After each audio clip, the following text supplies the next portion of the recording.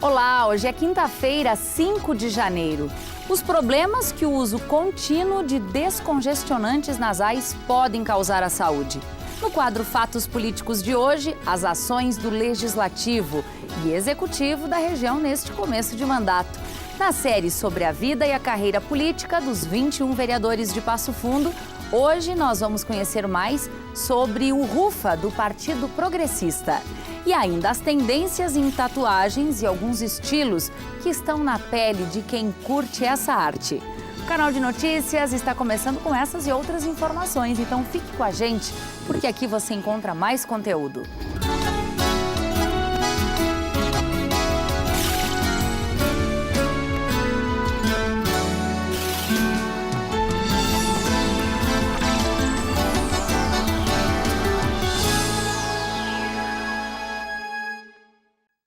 O nariz é uma das partes do nosso corpo mais afetadas pelo tempo seco. No inverno, porque é frio.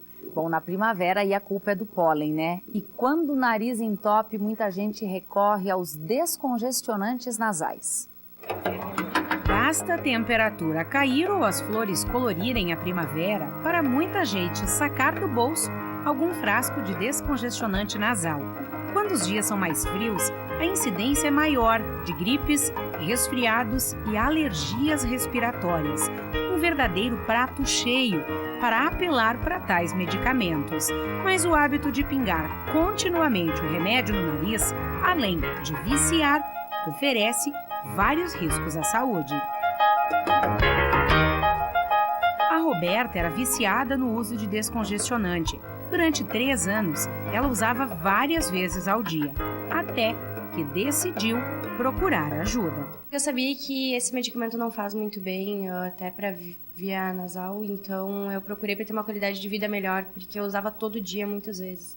Além dos perigos que oferece para o coração, a longo prazo, os efeitos do uso contínuo elevam o risco de trombose e formação de coágulos.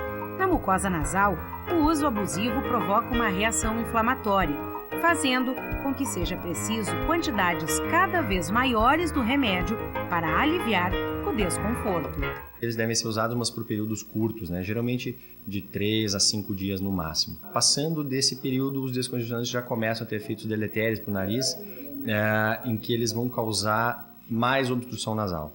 E o principal malefício desse tipo de medicação é causar um vício. Além do vício, são muitos os perigos do uso contínuo dos descongestionantes. Cria uma dependência tanto química quanto física da medicação, em que ele vai precisar fazer uso várias vezes ao dia, com repercussões, inclusive sistêmicas, né, com repercussões a nível cardiovascular. Isso vai aumentar a frequência cardíaca do paciente, vai aumentar a pressão arterial. Então, é uma medicação de muito risco se usada a longo prazo. Depois de entender os perigos que estava correndo, a Roberta teve que fazer uma reeducação para se livrar do vício. Eu parei de fazer o uso contínuo de um medicamento e comecei a fazer o uso de outro 2 vezes por dia e foi o que mudou totalmente a minha qualidade de vida, assim, questão respiratória.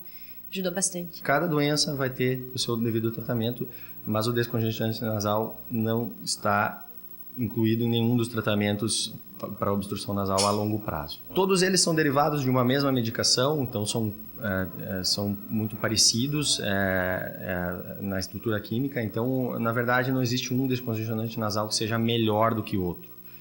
Na verdade, todos eles vão causar os mesmos malefícios para o nariz e a nível sistêmico também. E para os companheiros fiéis dos descongestionantes, fica uma dica. O soro fisiológico é o mais indicado para a limpeza das narinas. O soro a 0,9% é uma solução que não vai agredir o nariz, sim vai ajudar ao movimento ciliar do tecido do nariz e vai ajudar a limpeza nasal sem causar nenhum tipo de dano.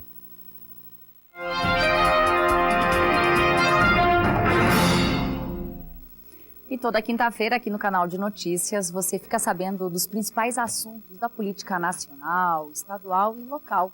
Você confere agora o primeiro Fatos Políticos de 2017 com a jornalista Zulmara Colucci. Zulmara.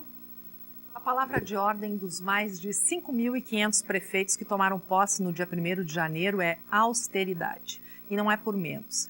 Segundo dados da Confederação Nacional dos Municípios, 48% dos municípios brasileiros fecharam 2016 no vermelho, ou seja, gastando mais do que arrecadam. 47% dos gestores encerraram seus mandatos, deixando contas a serem pagas pelos novos prefeitos. Além disso, 15% dos municípios não conseguiram pagar os salários de dezembro e 51% devem aos fornecedores. A crise dos municípios é o reflexo da crise nacional. As prefeituras deixaram de receber no ano passado o equivalente a 19 bilhões de reais do Fundo de Participação dos Municípios, o FPM. Um rombo nas contas das prefeituras que deixam de atender serviços essenciais. Bom, Zumara, e o que os prefeitos eleitos aqui na nossa região estão fazendo nessa primeira semana de trabalho? Olha, Thaís, conversei hoje pela manhã com alguns deles. O prefeito de Marau, por exemplo, Yura Kurtz, determinou uma radiografia da situação da prefeitura que vai embasar a reforma administrativa que vai ser enviada ainda este mês para a Câmara de Vereadores. A preocupação do prefeito Yura é com o volume de precatórios que precisam ser pagos neste ano, 2,5 milhões, e com o desemprego que vem crescendo no município. Em Soledade, o prefeito reeleito Paulo Catânio já vem num ritmo de enxugamento da máquina pública, mas começou o ano com mais austeridade. As secretarias de Obras e Agricultura, por exemplo, serão comandadas por apenas um secretário e a vice-prefeita vai acumular a Secretaria da Indústria e Comércio. Em Passo Fundo, a situação não é diferente. No primeiro dia do segundo mandato do prefeito Luciano Azevedo, ele enviou para a Câmara de Vereadores 9 projetos, dos quais 7 já foram aprovados na sessão de ontem da Câmara. Entre eles, o que reduz cargos em comissão, proíbe pagamento de horas extras para CCs e reorganiza a estrutura administrativa. O ano de 2017 começa mostrando que os prefeitos que não fizerem o dever de casa encontrarão muito mais dificuldade para governar. Obrigada, Zumara. O primeiro comentário deste ano, a tua primeira participação aqui, um excelente 2017, que você traga cada vez melhores notícias políticas. Para todos nós, Thaís. Obrigada. Bom, elaborar leis municipais e também fiscalizar a atuação do prefeito e os gastos da prefeitura. Essas são algumas das funções dos vereadores. E para que você conheça um pouco mais sobre os representantes da população de Passo Fundo, a gente está apresentando uma série neste mês de janeiro. O vereador de hoje é Rufa Soldá, do Partido Progressista.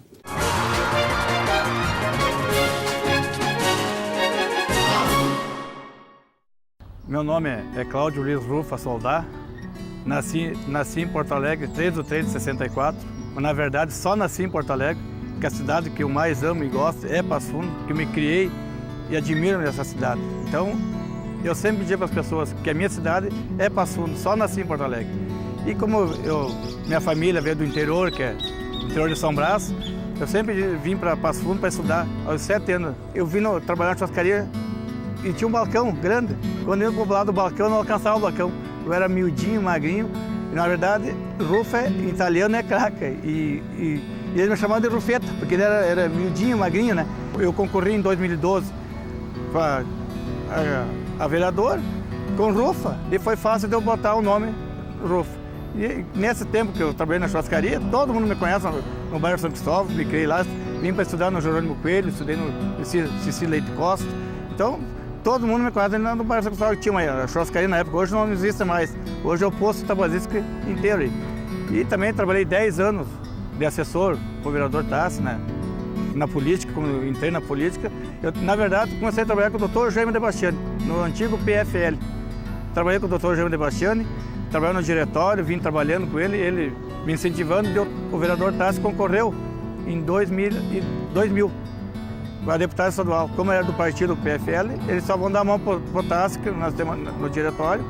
Trabalhei para o Tassi viu que podia ter futuro comigo. E ele me convidou para trabalhar junto com ele. Trabalhei 2 anos na assistência social lá nas Sencas. Trabalhei de abordagem de rua, de abordar criança de rua. Trabalhei 2 anos e depois dos outros 10 anos vim para a Câmara de Vereadores trabalhar de chefe de gabinete no gabinete do vereador Tassi. Então nós temos uma grande relação, uma grande amizade também. Eu defendo muito a saúde e a base do interior. Então a saúde que as pessoas vêm me procurar, eu ajudei muitas pessoas na saúde, orientando, ajudando as pessoas, como fazem os encaminhamentos nos hospitais, nas secretarias de saúde. E não é só isso também, né? No interior também as pessoas ajudam bastante as pessoas do interior que vêm pedir, porque as pessoas do interior são mais quietas, né? Então eu tento ajudar todo mundo. E o meu gabinete, sempre digo para as pessoas, meu gabinete é sempre de portas abertas para poder ajudar todo mundo. Independente se é de saúde, a gente faz um trabalho de prefeitura, quase todos eles que precisarem de prefeitura, a gente sabe todos os caminhos, que as indicações, fazer os pedidos de providência. Então a gente faz todo esse acompanhamento aí. Agora em 2016, eu concluí pelo PP, fui o mais votado na coligação também, estou feliz por isso. Claro que não foi com a mesma votação, mas fiz 2.172. Então eu estou muito contente, espero continuar dando o meu trabalho, como sempre fiz aqui na Câmara de Vereadores. E amanhã é a vez de você conhecer um pouquinho mais sobre o vereador Ronaldo Rosa, do Partido Solidariedade. Quer fazer uma tatuagem ou tem curiosidade sobre o assunto? Depois do intervalo a gente mostra quais são as tendências. Nós já voltamos.